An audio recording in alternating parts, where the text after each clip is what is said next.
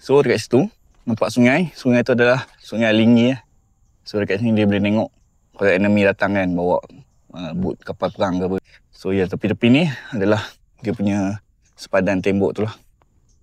Besar juga kan. So kalau tengok ni kan, tinggi ni kan, tinggi. So kalau enemy nak datang dekat panjat ni, masa dah panjat dia dah kena panah dah, kena tembak dah. Okay, kita jumpa telaga. Ni dikatakan telaga ni adalah tempat untuk hukuman berat dilaksanakan oleh pihak istana lah.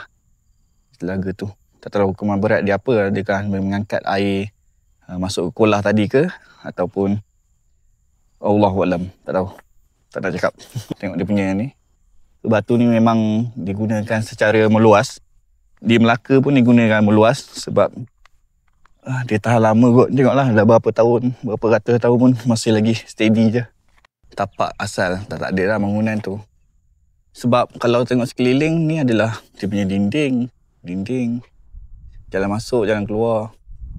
Tu kat tengah ni ada macam ruins. I think this one lah.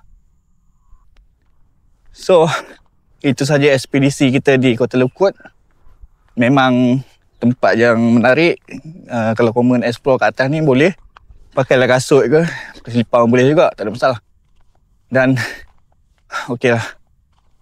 Penat lah. Tapi, untuk menggambar atas ni memang cantik.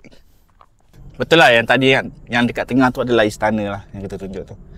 Kalau ikutkan dalam peta ni. Ni kita kat sini tadi. Ni jalan keluar yang tadi kita tunjuk ke ujung. Jalan keluar yang kedua. Rupanya kat bawah tu ada parking dan sebagainya lah. Okay. Jom kita pulang.